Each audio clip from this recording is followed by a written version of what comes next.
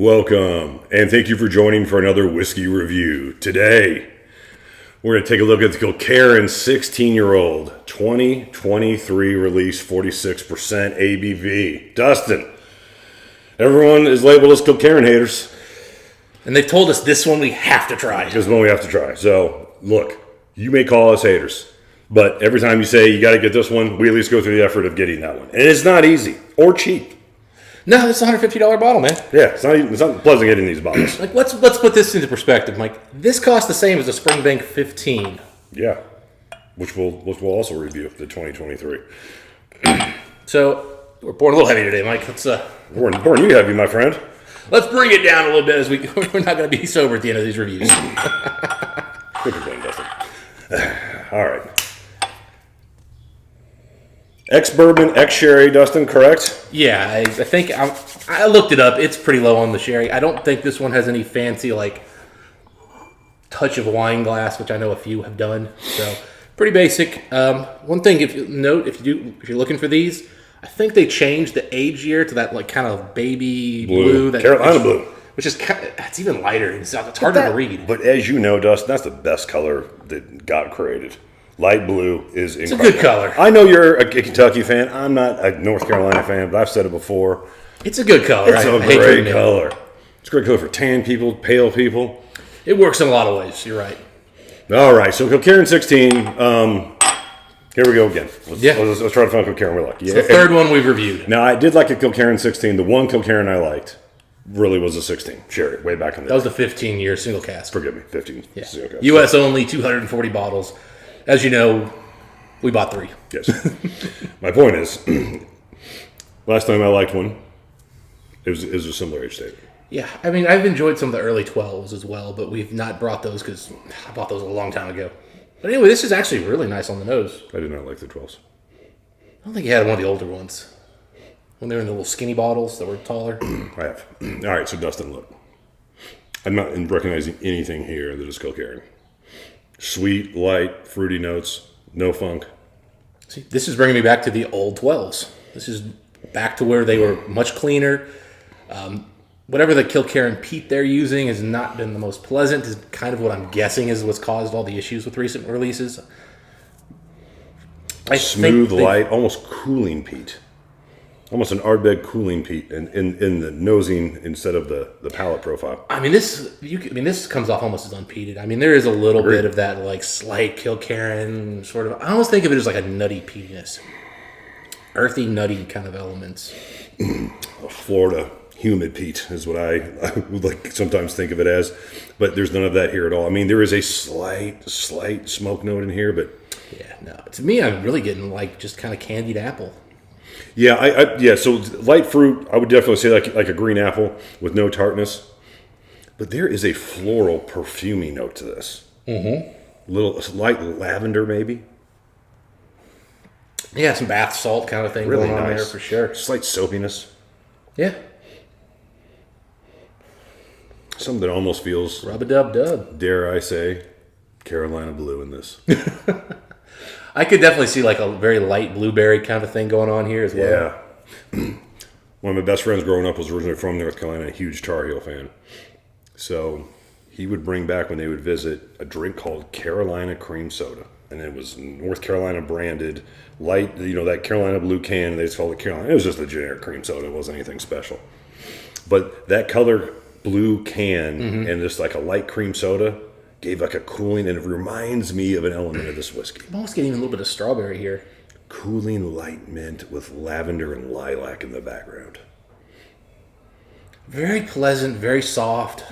It's subtle on the fruits, but not subtle on the sweet. It's very sweet forward, and you really kind of have to dig into like what fruit is it, but it's just, this is incredibly pleasant. This is kind of like on the nose. This is a whiskey you'd give to anybody who is just getting into Scotch and just want to say, hey, here's a nice, sweet, approachable, easy drinking whiskey based on the nose. I mean, it's just if I blinded this, I don't know if the first thing I would think would be Kilkerran.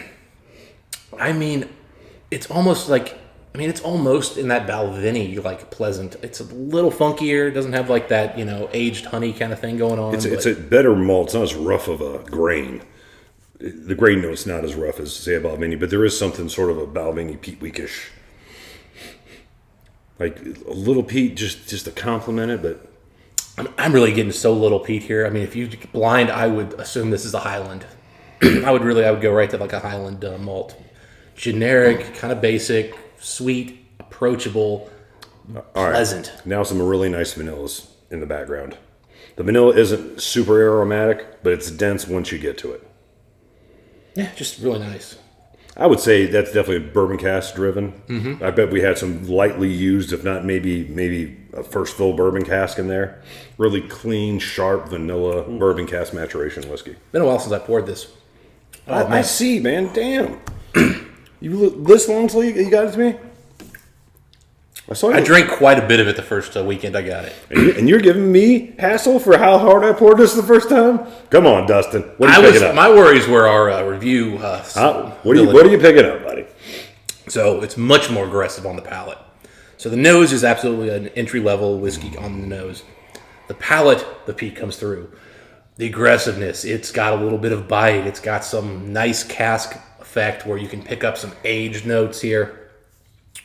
Graham crackers meets nice like oak tannins with beautiful orchard fruit sweetness with little touches of maybe some dark red fruit kind of just barely sneaking in there. Overall though, the peat note on here is really nice because it gives it a nice little bit of smoky, earthy kind of transition on the mid palate, and then that spicy kind of oakiness. It's a very approachable, easy drinking whiskey by all stretches, but it's got a lot more oomph and excitement than you're kind of expecting from the nose. On the palate, fruit basket. A bunch of orchard fruits and the basket itself. As soon as you swallow, instantly the peat comes in. Strong peat and this huge swell of cinnamon. Good cinnamon on the finish right after the peat comes in. It stays with you. Nice cinnamon. The vanilla's there. Maybe here on the longer finish, wisp of milk chocolate. Good. Yeah, a lot of pieces, nothing overpowering. Good call on the whisper of chocolate. Good call. You can pick up the cinnamon now? See, for me, it's more of just like an oak spice than a cinnamon. But I get what you're coming. It's got a nice spiciness. We're talking about the same thing because it kind of comes out the back of your tongue and hits the sides a little bit. You've kind of referred to this note before, maybe as a white cinnamon, which I don't think is a thing, but it makes sense. I could sort of see where you'd be going with that. Yeah. It's that warming spiciness without like the red hot flavor. Yeah, it's a light cinnamon swell. You know what I mean? A cinnamon swell, a light cinnamon swell is similar to a good oak spice. That's what for science. Let's put a drop of water in here, Mike. Sure. But I don't think this needs it. I think this is really I actually think this is a perfect ABV for this whiskey because I don't think Kilkerran's malt gets super oily and rich no matter what you do with it. So I think in this scenario. That little spicy oakiness, we're going pretty heavy on the water. Yeah, a little bit. That spicy oakiness on here really kind of gives it a good, exciting bit of like texture and feel that, really it's more alcohol and spice driven than it is, oil driven. Yeah, but the palate is a little simpler. The palate's the fruits. The palate's the orchard fruits, a little bit of oak. But again, that's why I said the fruits and the basket. But just like apples, different apples. For sure. But nothing like an orange or anything else like that. I think it stays pretty consistent. Could be wrong. Yeah, you said graham cracker. I never really got. It's not. You mean a little bit of honey? Yeah, it's a little bit of honey cracker, really, I guess is maybe the better way to put it. I get a little bit more of the honey with water. There's a cracker note there, but, more maybe it's not a saltine, maybe it's not a graham cracker, but it's. I love what American oak that previously had bourbon in it does to Scotch whiskeys. If you give it at least 14, 15 years, man, the vanilla's nice. And it gives you some nice, those, what I would think of just American style apples and fruits, the big, full, rich, Yeah, well, American oak really is a beautiful thing in a fruit-forward malt. It is just a beautiful texture. Well, what I'm getting at is like that, because if you put like a European oak, for example, if we started aging bourbon in European oak, it would still have a lot more spice and a lot more just aggressiveness, and that's great on certain whiskeys, but some whiskeys you just need a nice complement to an easy drinker. This is like a spring, summer kind of whiskey. Agreed. Good. We're here middle part of April. Yeah, 60-something outside. This is a perfect whiskey to match the day. Yep. All right, so this is pretty good, Kilkerran. But it's an off-profile Kilkerran. Again, I'm telling you, this is what when they first started coming out, this is what I was getting from Kilkerran. I don't know what they did in the last couple of years. This is what Kilkerran should taste like. This is really nice, really pleasant.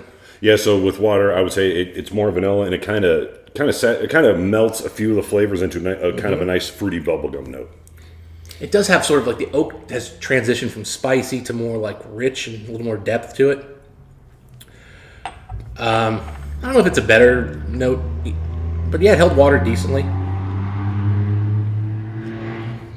The peat has subdued a little bit. I'm not getting quite as much of a surprisingly peaty note. Lightly peated for sure. But the whole experience has been lightly peated. Yeah. But initially, like the first taste, it was surprisingly more peat than I got from the nose, whereas now it's just faded. Just when you swallowed, though. And then after that, like there was a peat swell and then the spice swell, and whatever you want to call it. It took over quickly. Yeah, it's really nice. Good whiskey. Yeah. So, Mike, if you don't mind, I'll jump in with the score. Go for it. I'm going to give this an 86. I was debating 87, but I'm going to give the 86. At $150, I've got to say, it's not quite there. It's almost there.